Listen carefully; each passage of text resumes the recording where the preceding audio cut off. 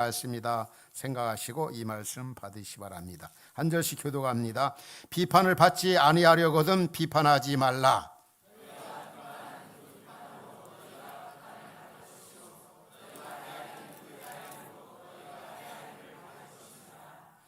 어찌하여 형제의 눈 속에 있는 티는 보고 내 눈 속에 있는 들보는 깨닫지 못하느냐?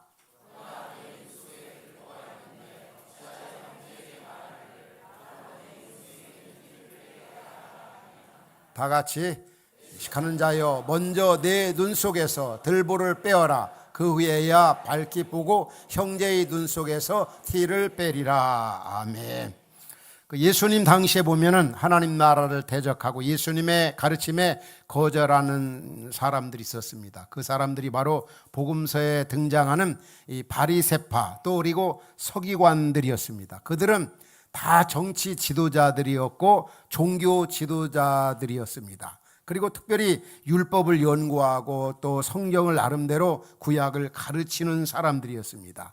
그러나 이들은 정말 그 예수님과는 또 하나님 나라에 대해서는 전혀 상관이 없는, 오히려 방해를 하고 거절하고 또 하나님 나라를 이뤄가는 데 있어서 장애 요인이 되는 사람들이 바로 이 바리새파 또 서기관들이었습니다. 그들은 아주 예식주의자였었고 전통주의였었고 또 하나님 말씀보다는 사람이 만든 어떤 교훈이나 어떤 규례나 가르침을 하나님 말씀보다 더 우위에 두었던 사람들이 바로 바리새파 그리고 서기관들이었습니다. 오늘날 말하면 정치 지도자들 또 혹은 종교 지도자들이라고 볼 수가 있습니다.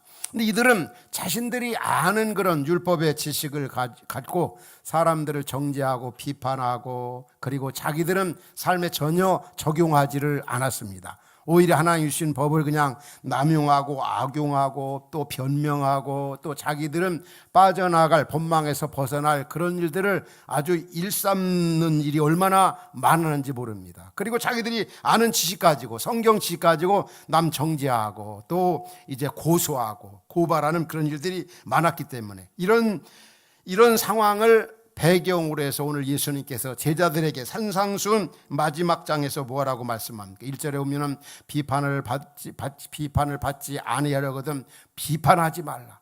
너 비판을 받기 싫으냐? 그럼 비판하지 말라. 이렇게 말씀하고 있습니다. 여기서 말하는 이 비판은 무엇을 얘기하고 있습니까? 그 헬라어에 보면은 이렇게 표현합니다. 이 크리데테라는 이 말은 판단하다, 정죄하다, 비난하다, 고소하다. 다시 황시의 그 바리새파 또 이 서기관들, 율법학자들은 그것을 자기에게 순종하는데 살아가는데 적용하지 아니하고 계속 그 법을 가지고 남용해 가지고 남 비판자라고 고소자라고 고발자라고 비난하고 비방하는데 일삼았던 겁니다. 그래서 예수님께서는 뭐라고 말씀하냐? 저 사람들처럼 너희들 상대방을 다른 사람들을 비판하지 말라, 정죄하지 말라, 비난하지 말라. 오늘 우리 현실을 보면은 얼마나 이런 일들이 비일비재하게 일어나고 있습니까? 오늘 우리 여기 앉은 우리들 또 예배하는 우리들 또 때로는 인터넷을 통해 때로는 현장을 보면서 때로는 어떤 TV를 보면서 계속 비판하고 비난하고 또 정죄하고 또 우리와 같지 않은 생각을 가지고 있는 사람들에 대해서 계속 때로는 말로 범죄한 일들이 얼마나 많은지 모릅니다. 사실 우리 인간은 그렇게 남을 비판할 만한 자격이 없어요. 왜 그렇습니까? 우리 인간에게는 한계가 있고 무지가 있고 그리고 혹 어떤 걸 안다 할지라도 거기에 대한 어떤 잘 모르는 부분들이 얼마든지 있을 수가 있는 겁니다. 우리가 때로는 남으로부터 이렇게 비판을 받는 경우가 살다 보면 있습니다. 때로는 비판받지 않을 일도 하지 않았는데 비판하고 또 잘못된 일을 하지 않았는데도 그 어느 한 대상자가 다른 사람들도 우리 자신에 대해 말을 듣고 함부로 정죄하고 비난하고 이런 소리를 때로는 잠도 오지 아니하고 밥맛도 없고 기회가 되면 보복하고 싶고 기회가 되면 거기에 대해서 따지고 싶고 뭐 별별 생각이 다 드는 거 아닙니까? 그렇지만은 우리 예수님께서 뭐라고 그랬습니까? 너희들 함부로 이렇게 비판하지 말라. 매사 모든 일에 사건이나 사람이나 상황에 대해서 자꾸 비판적인 시각으로만 보지 말라. 너희들은 비판할 만한 그런 자격이 주어진 게 아니다. 그리고 이 비판하지 말아야 할 이유를 한 세 가지 정도로 말씀하고 있어요. 첫 번째, 만일에 우리가 남을 비판한다 그러면 그 비판하는 것만큼 그 상대로부터, 다른 사람으로부터 비판을 그만큼 받는다는 거죠. 생각해 보시오. 우리가 누군가로부터 나에 대해서, 우리에 대해서 비판한다고 해봐요. 혹시 우리가 없는 데서 되게 기분 나쁘잖아요. 너무 속상하죠. 때로는 하려면 나에 대해서 나쁘게 말하려면 나 있는 데서지, 나 없는 데서 왜 그렇게 말하는가. 그것도 사실도 아닌데, 잘못 생각하고 그런 일도 하지도 않았는데, 그러면 결과적으로 어떻게 되냐면, 남 비판하려면 내가 비판한 것만큼 그 언젠가 때가 되면 상대방, 또 상대방이 아닌 다른 사람들로부터 그대로 비판받고 비난받는다는 것을 아주 확실히 알라는 거예요. 너 비판받는 거 싫지? 그럼 너 비판하지 마. 이게 우리 예수님의 말씀입니다. 우리 갈라디아서 6장 7절에 그런 말씀 나오잖아요. 하반절에 보면은 사람이 무엇으로 심든지 그대로 거두리라. 우리가 말한 대로, 행한 대로 그대로 상대방에게, 다른 사람들로부터 받게 된다는 거죠. 그리고 두 번째는 무엇보다도 하나님으로부터 심판을 받게 된다는 겁니다. 우리가 말한 거 잘못 판단하고 잘못 말한 거 하나님이 그냥 놔두질 않는다는 것입니다. 하나님은 분명히 우리를 비판할, 판단할 만한 자격을 가지고 계신 분입니다. 왜 그렇습니까? 그분은 창조주시고 주권자이시고 우리를 만드신 분이고 전지하시고 전능하신 분이기에 그분은 우리를 비판할 수 있고 판단할 수 있습니다. 얼마든지. 그건 바로 하나님이 하실 수 있는 일이라는 거죠. 그래서 남을 비판한다고 할 때는 진짜 하나님의 자리를 침범하는 거죠. 하나님의 권위를 차지하려고 하는 거죠. 얼마나 그게 하나님 앞에 큰 범죄가 되겠습니까? 하나님만이 하실 수 있다. 그 자리를 내가 판단하고 비판하고, 오히려 우리는 상대방에 대해, 누군가에 대해서, 또 때로는 미워지는 사람이나 나와 생각이 다른 사람에 대해서도 성경은 뭐라고 말씀합니까? 그런 사람까지도 사랑하라. 우리가 잘 아는 로마서 12장에 그런 말씀 나오죠. 원수가 줄이거든 먹이고 목마르거든 마시오라. 원수를 갚지 말고 내게 맡기라. 내가 정확하게 갚아주겠다. 이런 사람 저런 사람이든지 우리 그리스도인들은, 주님의 제자들은 다 수용하고 다 사랑하고, 너 억울하냐, 너 분하냐, 내가 정확하게 갚아줄 거다. 우리는 다 사랑해야 돼. 나와 생각이 다르다고, 또 나에 대해서 이렇쿵저렇쿵 말하고 나를 미워했다 해서 그걸 보복하려고 하지 말라는, 다 그건 하나님이 하실 수 있다. 만일에 우리가 남을 비판할 때 하나님의 자리를 침범하는 것이 되어지고, 뿐만이 아니라 아주 교만한 자리에 빠지게 되는 그 결과를 가져오는 것입니다. 왜냐하면 우리는 이렇게 남을 비판할 만한 그런 자격이 없습니다. 왜 그렇습니까? 우리 성경에서 우리 인간을 뭐라고 말합니까? 바로 모든 인간은 다 죄인이다. 어떤 분은 그렇게 얘기해요. 예수님도 화를 내셨다. 그렇기 때문에 나도 좋은 일이나 불의한 일에 대해서 얼마든지 화를 낼 수가 있다. 이렇게 합리화합니다. 우리 예수님은 하나님이시기에 완전합니다. 의분을 바라시는 거. 그러나 우리 인간의 그 의분, 혹은 의분이라고 하지만 거기에는 그 무지가 있고 어떤 한계가 있고 우리 인간의 어떤 욕심적인 죄성이 있다는 거. 그래서 우리는 그 예수님처럼 그렇게 비판할 만한 그런 자격, 하나님만이 하실 수 있어요. 왜? 그분은 정확하시고 완전하신 그런 분이기 때문에. 그런데 옛날에 유대인들, 오늘 본문에서 얘기하고 있는 바리새인과 서기관들은요, 얼마나 남 비판 잘했는지 몰라. 이방인들에 대해서. 그래서 로마서 2장에 보면 그렇게 말씀하죠. 뭐라고 말씀합니까? 그러므로 남을 판단하는 사람, 이게 바로 유대인들을 향해서 말하는 겁니다. 성경을 많이 알고 있다고 하는 사람들에 대해서, 남을 판단하는 사람아, 누구든지 막느라고 내가 핑계하지 못할 것은 남을 판단하는 것으로 내가 너를 정죄함이니 판단은 내가 같은 일을 행함이니라. 그리고 2절에 보면은 이런 일을 행하는 자에게는 하나님의 심판이 진리대로 되는 줄 우리가 아노라. 그리고 3절에 뭐라고, 이런 일을 행하는 자를 판단하고도 같은 일을 행하는 사람아, 내가 하나님의 심판을 피할 줄로 생각하느냐? 결코 그럴 수 없다는 거죠. 남 비판하고 판단하고 정죄하면 그 말한 거 그거 그대로 하나님이, 상대방으로부터 그런 비판이 오지만은 하나님께서 무서운 심판을 하시겠다는 거죠. 우리의 말에 대해서, 행위에 대해서 그대로. 그래서 로마서 14장도 그럴 말씀이 나와요. 로마 14장에 보면 내가 어찌하여 내 형제를 비판하느냐, 어찌하여 내 형제를 업신여기느냐. 우리가 다 하나님의 심판대 앞에 서리라. 정신 차리라는 거죠. 요즘은 참 나와 같지 않은 사람이나 뭐 이파다 저파다 하면서 얼마나 많이 진짜 이 말로서 세상이 얼마나 아주 더럽게 오염되고 있는지 몰라요. 얼마나 지저분해지는지 몰라요. 아주 쓰레기 아주 오물처럼 그렇게 온 세상이 말로 정죄로 비판으로 그렇게 얼룩져 있는 현실 속에 살고 있습니다. 우리 정말 조심해야 되죠. 왜 그렇습니까? 내가 행한 그대로 다 받기 때문에 사람으로부터 궁극적으로 하나님으로부터. 그래서 바울이 고린도전서 4장에서 그렇게 표현합니다. 자기는 뭐라고 표현합니까? 주께서 오시기까지 자기는 아무도 판단하지 않겠다. 아주 작정하는 거죠. 함부로 말하지 않겠다. 왜? 내가 말하고 생각한 것이 얼마든지 잘못될 수도 있고 오해하고 있을 수도 있거든요. 나중에 그런 것들이 밝혀지면. 그래서 바울은 나는 주님이 오시기까지 아무도 판단하지 않는다. 비판하지 않는다. 왜? 하나님의 무서운 심판이 기다리고 있기 때문에. 그리고 내가 잘못 판단함으로 말미암아 상대방이 입는 그런 상처, 아픔, 그 고통이 얼마나 크다. 끝까지 그게 갈 수도 있는 거죠. 그렇기 때문에 비판하는 거, 정죄하는 거, 함부로 상대방 말하는 게 그만큼 무섭다고 하는 것을 우리 주님께서 하나님 나라 백성인 우리에게 말씀하십니다.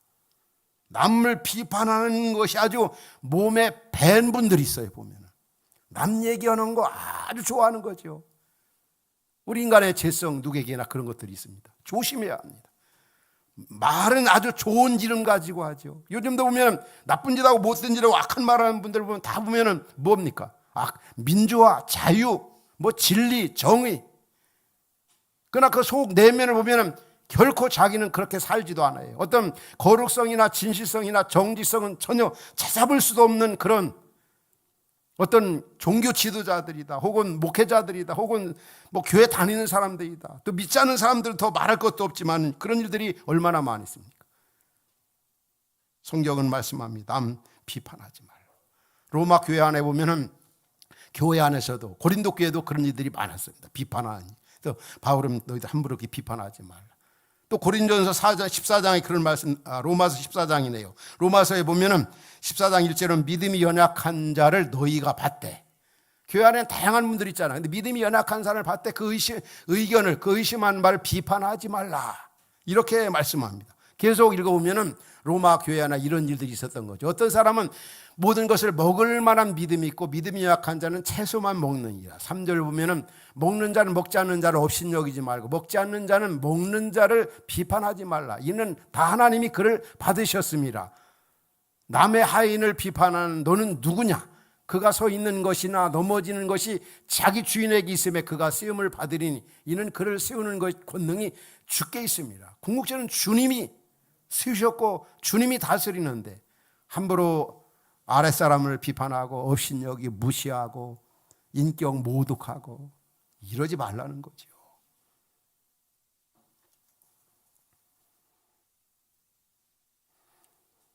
우리 말씀을 받을 때도 마찬가지입니다. 여러분들 주일날마다 설교를 듣지 않습니까?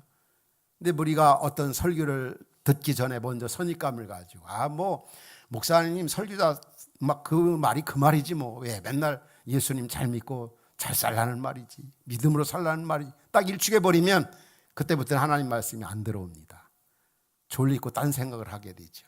그러나 오늘 또 하나님께서 설교자를 통해서 나에게 이 시대에 어떤 말씀을 주실까? 어떤 기대하는 마음, 빈 마음, 겸허한 마음. 그럴 때 하나님의 은혜가 넘치는 거죠. 이 데살로니가 교회가 나옵니다. 데살로니가 교회는 아주 모범적인 교회였어요. 바울이 할 말이 없는 교회다. 그 교회가 그렇게 아름다웠던 이유가 좋은 소문이 나 있는 교회였었는데 그 교회가 그렇게 된 이유는 데살로니가전서 2장에 보면 그들이 하나님의 말씀을 받을 때 사람의 말로 받지 아니하고 뭐라고요?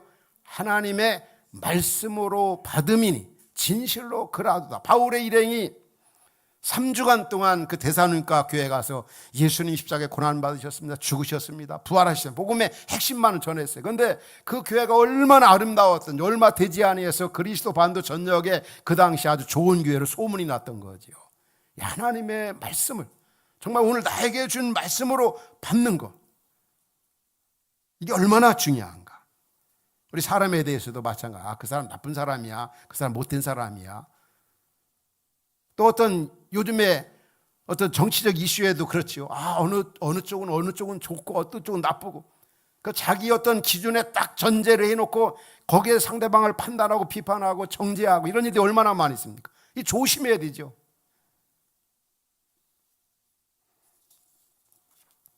그러면은 절대로 남 비판하면 안 되는가? 어떤 사건이나 사물이나 상황, 어떤 시대적 상황에 대해서 그냥 가만히 있어야 되느냐? 결코 그렇지가 않습니다. 예수님께서 분명히 이 7장에서 7장 1절부터 5절에 보면 비판하지 말라, 남 헤아리지 말라, 그거 엄청나게 범죄한다, 그거 죄가 되는 거다, 하나님 앞에 심판을 받게 된다, 너 비판을 받게 된다, 그대로. 그런데 7장 15절에 오면 뭐라고 그럽니까? 바로 비판하지 말라 예수님 말씀하고 7장 15절에 오면 비판하라고 말씀합니다. 어떻게 보면 앞뒤가 안 맞는 것 같잖아요. 왜 그랬을까?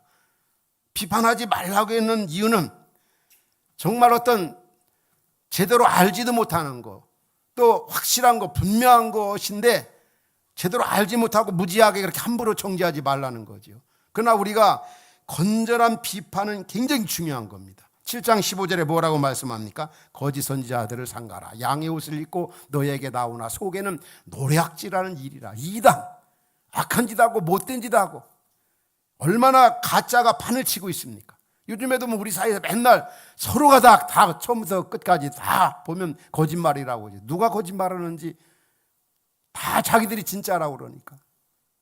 그래서 우리는 참을 가리기 위해서 참과 거짓, 의와 불의, 하나님의 말씀인 것과 아닌 것, 선과 악을 분별하기 위해서는 진짜 우리에게는 건전한 비판이 굉장히 필요합니다. 우리 디모데후서 2장에 바울이 믿음의 아들 디모데에게 그렇게 얘기했습니다. 전 참 이 말씀 너무 오늘 시대 살아가는 우리에게 너무나 귀한 말씀이라고 생각해요. 너는 진리의 말씀을 옳게 분별하며 부끄러울 것이 없는 일꾼으로 인정된다로 자신을 하나님 앞에 드리기 힘쓰라. 오늘 이 정치 현실을 보면 어떤 목회자들이 다 성경 말씀 인용하고 다 교회 다닌다고 그러고, 그러는데 문제는 뭡니까? 왜 같은 하나님 말씀 가지고 저러는가? 이 하나님 말씀에 대한 정확한 분별력이 없기 때문에, 이 하나님 나라 가치관을 가지면 결코 그럴 수가 없는 그런 행동을 하고 있는 겁니다. 그래서 우리는 건전한 비판은 굉장히 중요하다는, 참을 위한 건전한 정당한 비판, 남의 유익을 위한 비판 있잖아요. 이 공의와 자비가 근거된 바탕을 둔 그런 비판, 공의와 사랑이 곁들여진 이 비판은 굉장히 중요한 거죠. 공익을 위해서, 나 자신보다도 남을 위한 거 있잖아요. 이런 비판은 굉장히 중요한 겁니다. 뭐 권면하지 말라, 잘못하고 있는데도 충고하지 말라, 그런 말이 아니잖아요.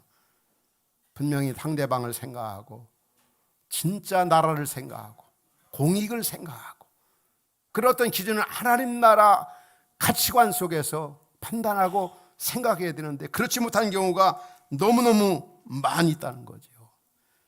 또 한 가지는 우리가 생각해야 할 게 있는데, 비판하지 말라 할 때는 비판하면 남으로부터 비판받게 되고 하나님부터 심판을 받게 되지만, 중요한 것은 오히려 그 비판 속에 나 자신을 비판하는 거, 나 자신을 판단하는 거, 나 자신을 점검해 보는 게 최고인 겁니다. 나부터, 너부터, 우리부터 잘해야 된다는 거죠.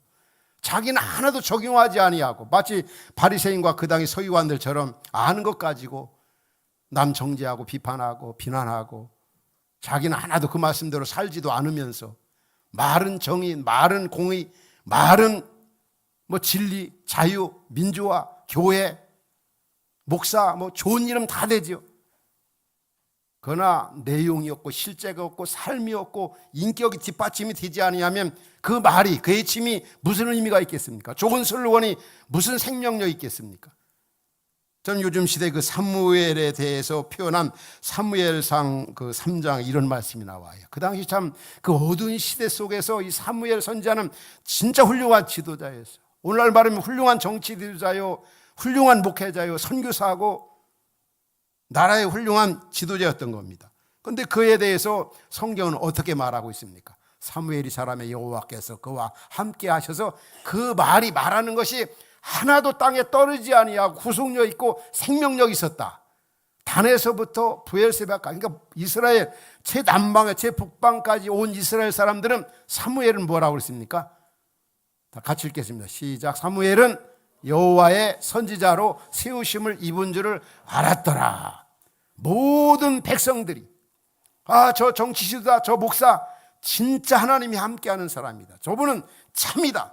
어느 지역 지연 학연이 아니라 제주도에서 백두산까지, 한라산에서 백두산까지 모든 백성은 저분은 정말 진실한 사람, 저분은 깨끗한 사람이야, 정직한 사람이야, 진짜 국민을 사랑하는 사람이야, 이렇게 인정했다는 거죠. 하나님께서 인정해주고 백성들로 인정을 받은 사무엘. 오늘날 사무엘 같은 기독교 지도자, 사무엘 같은 정치 지도자가 정말 필요한 시대 속에 내 편 이런 쪽이 아니라 진리편에서, 그런 우리가 진짜 올바른 가치관, 판단을 위해서는 제일 중요한 게 우리 기독교인들이 어떻게 살아야 되는가, 이런 시대 속에. 거짓과 불의가 판을 치는 시대, 정말 분별하기 어려운 시대 속에 우리가 어떻게 살아야 되는가. 무엇보다 우리는 성경적 가치관을 가지고 살아가는 겁니다. 다르게 표현하면 하나님 나라 원리와 방법대로 살아가는 거죠. 하나님 나라의 가치관, 예수님처럼 생각하고 예수님처럼 판단하고 예수님처럼 살아가려고 몸부림치는 겁니다. 어제도 보면 3.1절이다 해서 광화문에서 큰 여기저기 여의도에서 얼마나 많은 그 집회들, 시위들이 있었습니까? 앞서도 몇 주 전에 얘기했지만 그건 예수님의 방법이 아니거든. 기독교인들 다 목사들 혹은 기독교인이라면 세상은 다 어느 쪽에 속해 있는 것처럼 본다는 거죠. 지금 보고 있어요, 이렇게 보면. 그런데 결코 그렇지가 않거든요, 사실 보면. 왜 기독교 이름으로 이렇게 시위하고 왜 기독교의 이름으로 그렇게 다 이게 모여듭니까? 분명한 것은 예수님은 한 번도 시위를 하지 않았어요. 사람을, 군중을 동원한 적이 없었어요. 제 말이 아니잖아요. 한 복음서를 보십시오. 예수님이 그렇게 많은 무리들과 많은 그 제자들이 있었지만 하나님 나라 백성들에게 하나님 나라 말씀을 가르쳤습니다. 그 당시에 정치 지도자들이 얼마나 많이 있었어요. 오늘 시대와 별 다를 바가 없었습니다. 앞서 서론에서 말한 것처럼 바리새파 또 사두개파 이 서기관들 다 종교 지도자들이었고 정치 지도자, 국회의원들이었던 거죠, 오늘날 말하면. 그런데 그들에 대해서 제자들을 동원하고 무리들을 동원한 적이 한 번도 없습니다. 개인적으로 지적하고 개인적으로 비판하고 다 비판하고 양쪽 다 비판하고 양쪽 다 수용하고 사랑하고 그들에게 다 하나님 말씀을 전했습니다. 이쪽 저쪽이 아닙니다. 이쪽은 옳고 저쪽은 그러다, 저쪽은 옳고 이쪽이 그러다, 그렇게 말씀하지 않았습니다. 항상 다 비판하고 잘못된 것에 대해서 하나님 나라 그 가치 기준에 잘못된 것에 대해서 아주 신랄하게 비판하고 그들이 또 회개하고 돌아올 때 다 수용하고 사랑하고 품고 하나님 나라를 이루어가는 일에 예수님께서는 힘을 다해서 거기에 다 에너지를 다 집중하신 거죠. 이게 바로 우리 교회가 또 하나님 나라 백성인 저나 여러분들이 이 세상 속에 가져야 할 그런 자세입니다. 예수님처럼. 그 예수님을 가장 많이 닮았던 이 바울도 그렇지 않습니까? 앞서도 말씀을 나눴지만 바울이 1차, 2차, 3차, 로마까지 4차 전도회 가면서 얼마나 많은 사람들을, 많은 민족, 많은 나라 사람들을 대했습니까? 그를 반대하는 사람들까지 얼마나 많았습니까? 그러나 한 번도 사람을 동원해가지고 자신의 어떤 목적하는 바를 이루려고 하지 않았습니다. 또 구약의 선지자들도 마찬가지. 그 많은 선지자들이 동원되지만은 한 번도 사람을 모아가지고 기도 같은 거 수문학 광장에서 말씀 전하는 일에, 요즘 말하면 대집회 같은 경우, 그리고 또 한 가지는 그 엘리야 같은 경우도 우리가 알잖아요. 400명, 450, 850명 동원해가지고 있습니까? 기도, 그 땅, 그 바알신을 섬기면서, 그러나 엘리야는 혼자였지 않습니까? 그래서 혼자 잘못한 거에 대해서 지적하고 바르게 얘기해주고 삶의 방향을 제시하고, 따라서 예수님을 가장 많이 닮았던 바울이나 그리고 구약의 선자들 한 번도 사람을 동원해서 아무리 좋은 거라도 목적 성취를 하려고 한 적이 없었다는 거. 그러니까 저나 우리 한국교회도 우리도 그런 자세를 가져야 합니다. 그냥 좋은 게 좋다 이런 게 아니고, 바른 거에 대해서는 말하지만 어떤 물리적으로 행세하려고 하는, 이거는 세상적인 방법이라는 것을 성경은 확실하게 말씀해 주고 있습니다. 그 역사적 교회사적으로 보면은 한 번도 기독교가 어떤 물리적인 어떤 행사를 해가지고 이겨본 적이 없습니다. 어떻게 우리가 세상을, 악의 세력의 불의 세력에 대해서 이길 수가 있을까요? 예수님이 말씀했습니다. 너희는 세상의 소금이다. 우리 교회를 가르쳐 너희는 세상의 빛이다. 여러분, 소금의 특징이 뭡니까? 이름 없이 빛도 없이 녹아침으로써, 빛도 촛불도 마찬가지, 자신을 희생하고, 우리 기독교인들이 이 세상 속에서 하나의 썩는 미랄로서 남을 위해서 희생하고 헌신하고 사랑하기 위해서 대가를 지불하고, 그럴 때 세상이 변화가 되고 세상이 개혁이 되고 진리 안에서, 복음 안에서 하나가 될 수 있는 게 바로 성경의 가르침인 겁니다. 그래서 우리 항상 나라를 사랑하고 국민을 사랑하고 이웃 사랑하는 게 뭔가, 하나 이 땅에 하나의 썩는 미랄로서 소금이 되고 빛이 되고, 내 자신이 정말 깎아내려지고 희생되어지고 헌신되어짐 속에서 나라가 개혁이 되고 나라가 변화되고 나라가 새로워지는 거, 이쪽 저쪽 내 편이 아니면 상대방 계속 정죄하고, 나라든 민족이든 다른 나라든 결코 성경이 말하고 있는 그런 하나님 나라 가치관이 아니라는 거지요. 사람이 많이 이렇게 모였으니까 이제는 우리 편이 이긴다, 이런 식으로 생각하면 이게 얼마나 어리석은 일인지. 진리가 승리하고 정의가 정말 승리하는 거지요. 따라서 우리는 어떻게 이 시대에 살아야 되는가? 남 계속 정죄하고 비판하고 나와 같지 않은 것에 대해서 고소하고 그런 자세가 아니라, 무엇보다도 나 자신부터 개혁과 변화가 일어나, 우리 자신부터, 교회 지도자들부터 정신을 차려야죠. 우리 자신부터 정직하게 살고, 나 자신부터 깨끗하게 살고, 나 자신부터 정말 의롭게 살려고 늘 성령의 은혜를 힘입어 몸부림치는 자세, 다 사랑하고 수용하고 이해하면서, 나와 같지 않다고 상대방 정지하고, 자꾸 하나님 이름, 교회 이름 가지고 자기와 입장이 다른 사람들을 다 정죄버리는, 그렇고 욕하고 저주하고 폭력 쓰고, 아무리 생각해봐 그는 주님의 방법이 아니라는 사실을 우리는 알아야 합니다. 그럼 이제 결론적으로 우리는 어떻게 살아야 될까? 구체적인 적용으로서는 진짜 하나님 사랑, 이웃 사랑, 나라 사랑이 뭘까? 분명히 주님은 남 비판하고 정죄하고 고소하고 고발하지 말라.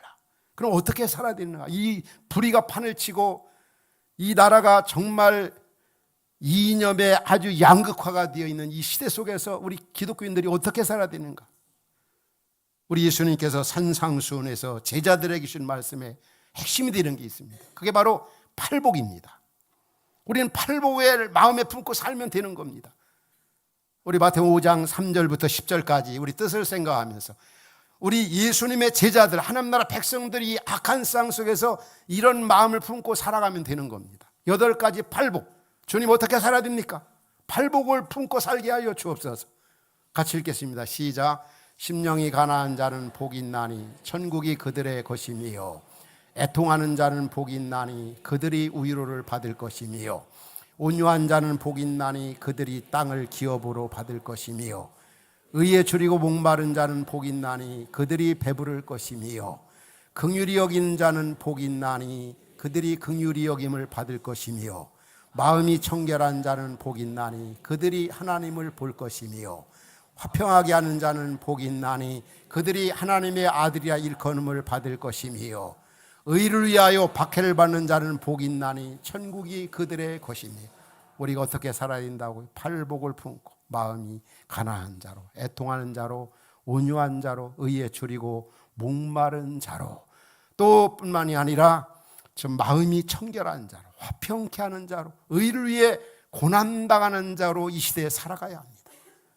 그래야 할 때 이 나라가 개혁이 되고 변화가 되고 복음 안에서 하나가 되는 것입니다. 오늘 우리 팔복의 마음 품고 살아갈 수 있기를 주의 이름으로 축원합니다. 또 한 가지 주신 말씀이 있어요. 주기도문에서 예수님이 너희가 하늘나라 백성으로 중생한 그리스도인들이 어떻게 살아야 되느냐, 불의한 세상에서 어떻게 살아야 되느냐, 바로 주기도문에 마태복음 6장 9절에 나옵니다.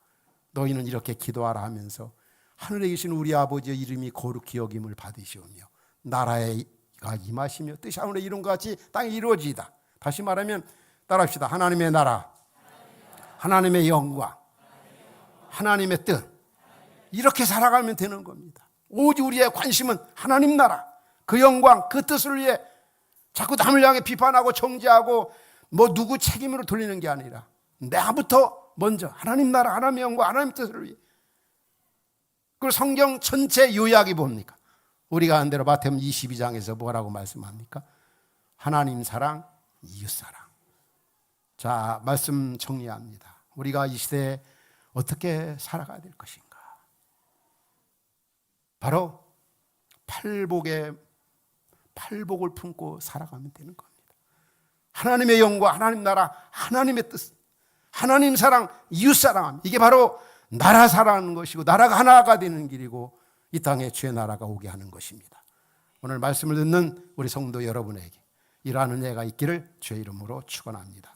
기도하겠습니다. 오늘 우리 주신 말씀 붙잡고 기도합시다. 이 나라를 보면서 계속 정죄만 하고 비판만 하고 비난만 했던 나와 같지 않은 그런 모습에 대해서 이해가 안 간다고 상대방을 미워했던 그런 모습은 없습니까? 우리 하나님 앞에 얘기합시다. 문제는 기독교가, 하나님 믿는 교회가 세상 속에 소금의 역할, 빛의 역할을 하지 않기 때문에 1차적으로 나 때문에 그렇고 우리 때문에 그렇고 교회 때문에 이 나라 이 민족이 이 모양 이 정도로 되었다는 걸 잊지 말아야 합니다. 하나님 앞에 회개합시다. 그리고 무엇보다도 주여 남 비판하고 비난하는 일에 급급하지 않게 하시고 나 자신을 향해서 비판하고 나 자신이 해야 할 사명을 하지 않아서 그렇습니다. 무엇보다도 팔복의 마음을 품고 살게 하여 주옵소서. 무엇보다도 하나님의 나라, 하나님의 영광, 하나님의 뜻을 위해 살게 하옵소서. 무엇보다도 하나님 사랑, 이웃 사랑하며 살게 하여 주옵소서. 그 이 나라가 새로워지게 하시고 우리 교회로부터, 우리로부터, 기독교인들로부터 이 땅이 정말 개혁이 되고 변화가 되어서 복음 안에서 하나가 되는 이 나라 임족 되게 해달라고